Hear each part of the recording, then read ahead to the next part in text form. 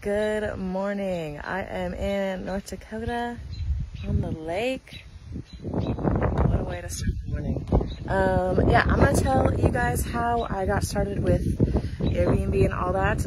It literally was because one morning I realized that I don't know how we're gonna pay rent next month. I was studying part-time and working part-time, and it just wasn't really quite paying the bills anymore. So I was like, oh my gosh, I think this is the first time that I'm ever not gonna be able to pay my bills next month.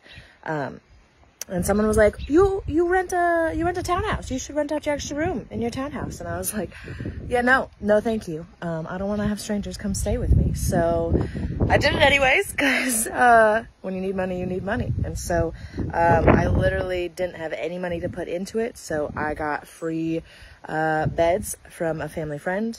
I used my grandma's quilts that she made for me, just picked sheets up that I could find. This was not a nice place. I'll have to dig through the pictures and see if I can find them, because we've come a long ways in what our Airbnbs look like. I was renting this one out, the room, for $35 a night.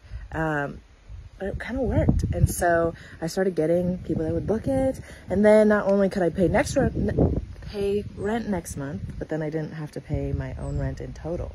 Stuff like that. That is a violation of your lease. I would strongly not recommend it. You can get evicted for that. So now the way to do it is to either own or have an understanding with the landlord that that's what you're going to be doing and stuff like that. Would strongly recommend keeping it by the books. You will get evicted. You will get caught. It's not a good time. But so then once I got on my feet, I was like, oh, I think I would like to continue this. And full circle moment, my friends here in North Dakota, they had gotten into real estate investing, and I was watching them. He had graduated high school. He went through basic training. He saved his money. He was really smart and just lived minimally, had some roommates. He worked for his dad in construction, learned how to flip houses, things like that. And then he was able to buy this giant, I think it was a fourplex. And so then he was off with more military training, just collecting checks. And I was like, I want to do that.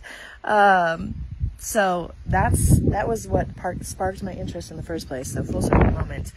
This is his lake house that he has now in North Dakota, and it's beautiful. They redid the entire inside. It's just a beautiful journey to see how full circle it's come. But so then I decided that I wanted to get into it, but I also didn't have any money. I was doing okay. I was on my feet again, but it's not like I had a down payment sitting in my bank account. So I started looking. I got pre-approved. Always get pre-approved first. Don't start looking until you get pre-approved. Got pre-approved and started looking. And at first I wanted a multifamily, because then I wanted to house hack it where I would live in one and the other side I would rent out and stuff like that. But long story short, there were some rules and regulations with my loan that just wasn't working out for the price point that I was at.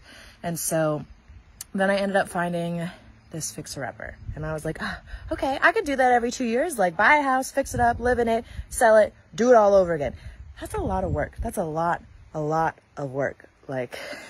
I was exhausted. But in order to get the house, I needed what did I need? I needed a 2.5% down. And granted, I bought a $70,000 house, so I think it was only $2,500 that I needed down, but I'm telling you, I had no money. So I didn't even have that. Oh yeah, and I'm supposed to pay closing costs. So I was like, well, all right. So I ended up finding that there is a way to do, it's called manufactured spending. As long as you have a good credit score, you can apply for a new credit card, and they'll give you 0% financing for 15 months. So then you're basically giving yourself a loan for that time. So what I did is I go down to CVS, I buy, I think you have a limit. Maybe it's $2,000, but I think I bought $1,000 at a time. $1,000 worth of prepaid Visa gift cards. Then I wander on over to Kroger or whatever, and then I go to Western Union and I buy money orders for that. Now you're going to lose a little bit of money on it because of the fees and stuff like that, maybe a couple bucks.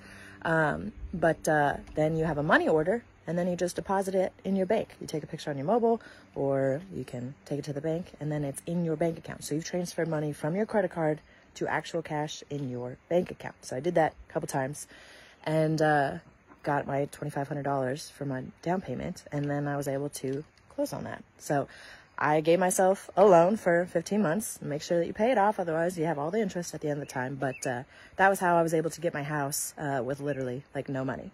And a really great piece of advice was throughout the process, like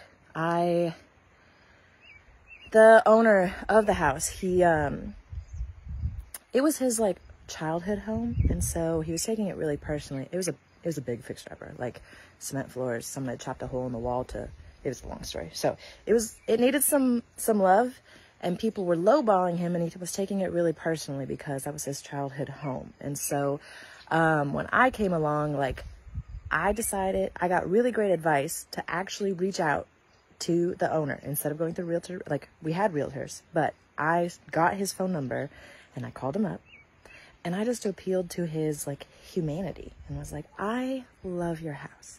This is what I see in it. This is what I want to do. Like, I want to host my family and friends here. Like, I want to have memories here. I want to grow. I want to do life here. And I appealed to his like emotional state. And so he was a lot more understanding, cooperative. And so that, like, when it came to, the appraisal came in under, so then we had to negotiate down, because I was like, well, I don't have the down payment, and I sure as heck don't have money to make up the difference. And then when it came for closing costs too, that would be a me responsibility. And I was like, look, I also don't have money for that. So I called him up for that, and we ended up splitting it. He was just like, you know what, do whatever, contribute whatever you can contribute. And I, put it on the card again.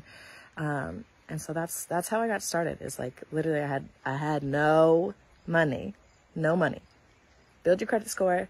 You can do a lot in life if you have a good credit score than no money. I promise you.